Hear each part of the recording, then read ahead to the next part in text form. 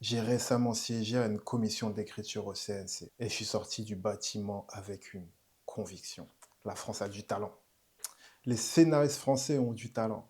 Et ça se déploie dans tous les domaines, que ce soit autant dans l'animation, dans le documentaire et surtout dans la fiction. Et on va parler de séries télé aujourd'hui. J'ai vu des propositions audacieuses. J'ai vu une créativité, que ce soit sur le fond ou sur la forme, qui était incroyable. Je suis même surpris, je ne savais pas qu'on avait un vivier aussi important dans ce pays. Et on a le CNC. Alors, le CNC, on peut en penser ce qu'on veut en penser. Tous nos pays, les pays voisins et au-delà, sont jaloux d'un système qui s'autofinance quasiment et qui fait payer très peu d'argent aux contribuables. Alors pourquoi? Pourquoi en 2021, on a Lupin, qui fait un carton phénoménal, on parle de 70 millions de vues en moins de 20 jours, et depuis, on n'a rien qui est comparable. Alors que d'autres pays, comme l'Angleterre, la Corée du Sud, le Canada, ils sortent banger après banger. On a le talent, on a les infrastructures. Qu'est-ce qui cloche? Je comprends pas. Enfin, si, je comprends. Ça va être le sujet de la vidéo. C'est parti. Et ça va. Je m'appelle Rudy Kabuku, je suis scénariste, auteur du roman Je marche à plusieurs et storyteller. Et sur cette chaîne, je fais une chose, essayer de comprendre qui contrôle le récit, comment et qu'est-ce que ça implique pour nous.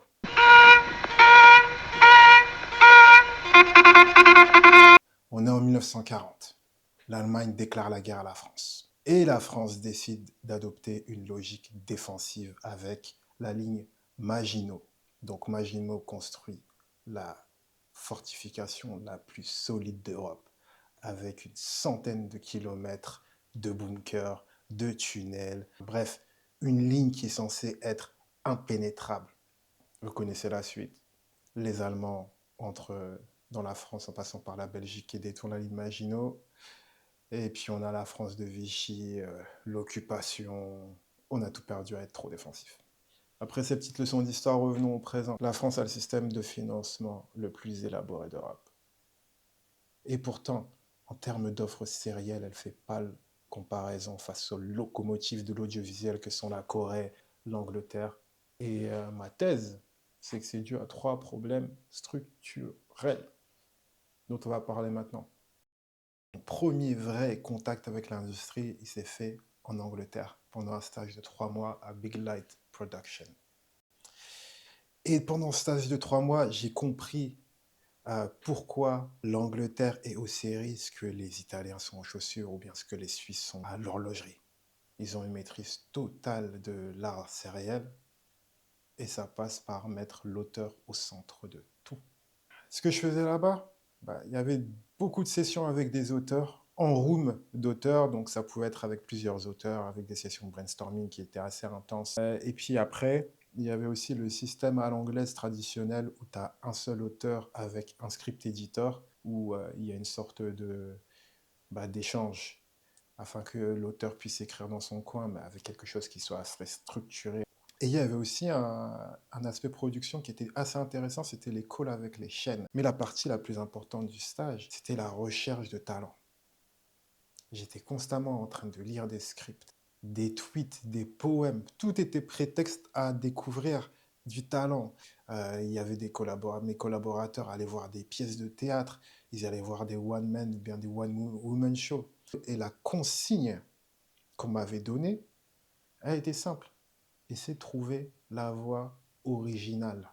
Essaie de trouver l'originalité. Même si c'est bancal, t'inquiète pas. Tout le reste, c'est secondaire.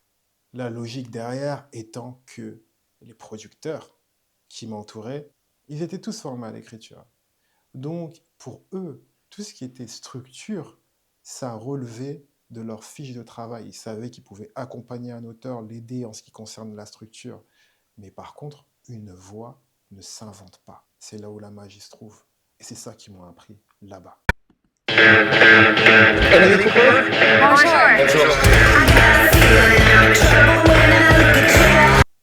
Le retour en France, ça a été un changement de paradigme total. Déjà sur le format. La France, comme pas mal de pays européens d'ailleurs, hein, c'est pas un mal français, on est très porté sur la Bible. Et c'est le document de base pour commencer une conversation.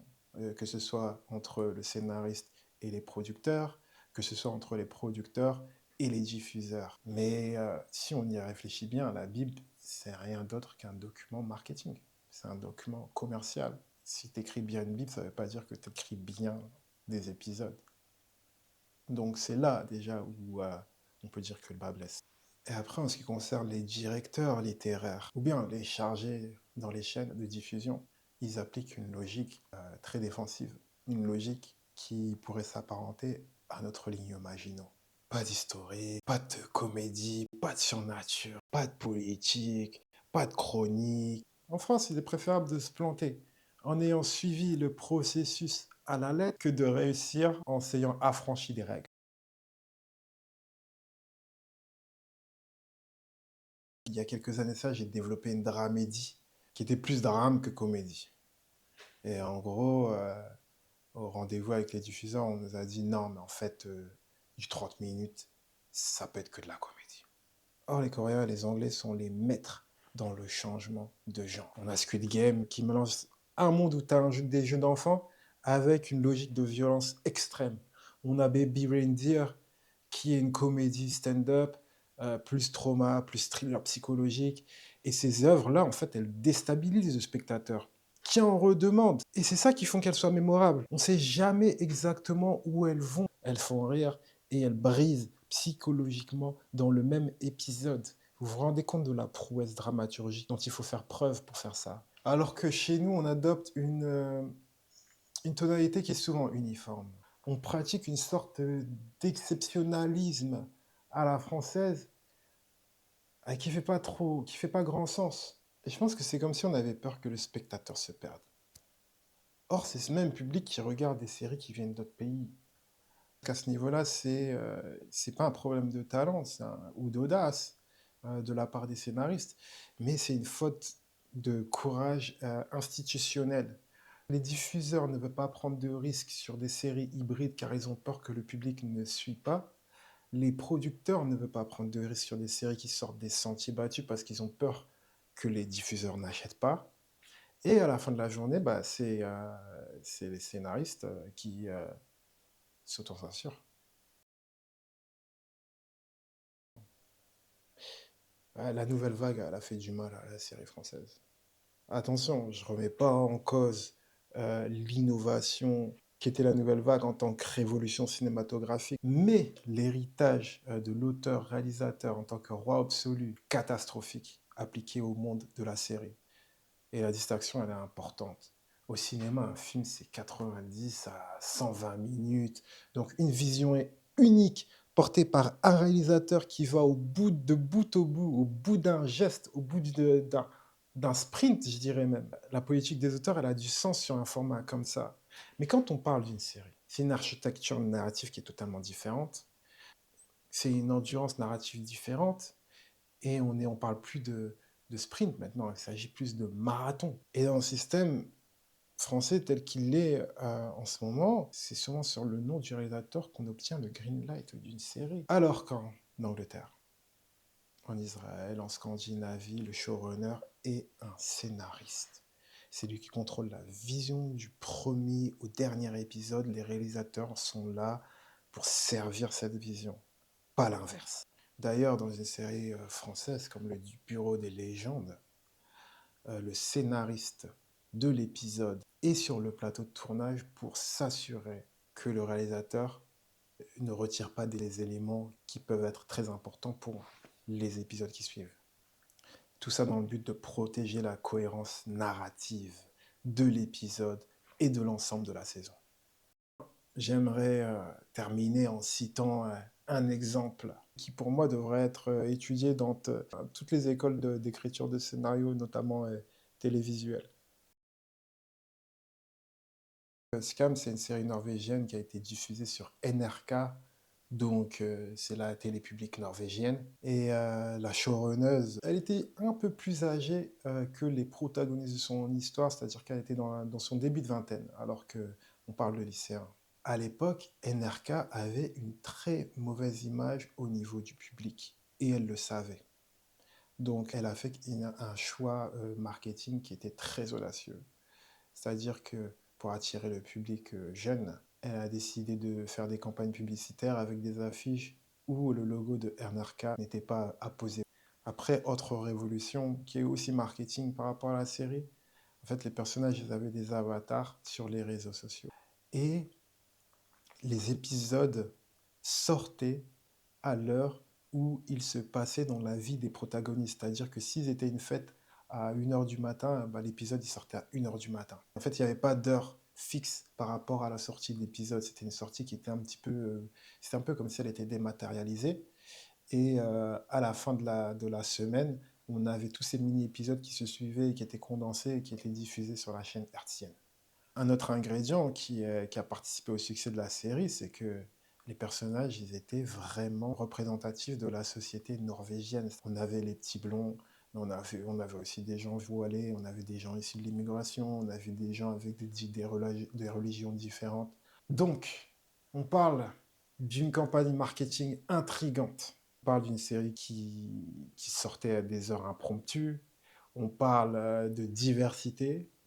Et résultat des courses, en fait, Scam a été non seulement un succès national pour la télévision publique norvégienne, mais ça a aussi été un carton à l'échelle européenne, avec des pays comme la France, comme l'Italie, comme l'Allemagne, et j'en passe sûrement, qui ont fait leur propre version de Scam, sans la stratégie marketing qui va avec, malheureusement. Donc, on a une série publique norvégienne avec des budgets modestes, une showrunneuse hyper jeune, une prise de risque inconsidérée sur le format, sur la promotion, sur la représentation.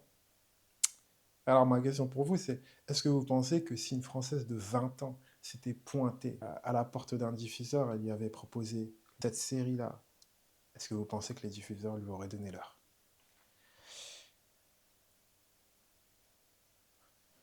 On est d'accord. Pour résumer, on a trois problèmes. On a des gardiens du temple qui jouent sur la défensive. On a une peur du mélange de genres. On a un dogme hérité de la nouvelle vague. Donc, je le répète, j'assume. La France a du talent. Les scénaristes français ont du talent. Mais là, il n'est pas question de talent, il est question de mentalité. D'un leadership qui s'est reposé sur ses acquis et sur ses traditions.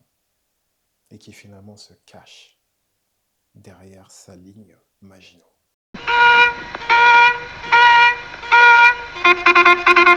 Mais loin de moi l'idée de vous laisser sur un constat d'échec. Dans la prochaine vidéo, on va parler des solutions. Je te montrerai trois choses. Trois choses qu'on pourrait changer demain matin. Et on parlera aussi de ce qui se fait en dehors du système. Parce que si j'ai une certitude, c'est que le changement viendra d'où il est toujours venu, même pendant la Seconde Guerre mondiale. Des marges. En attendant, on se dit affaire à suivre. Et ça va péter!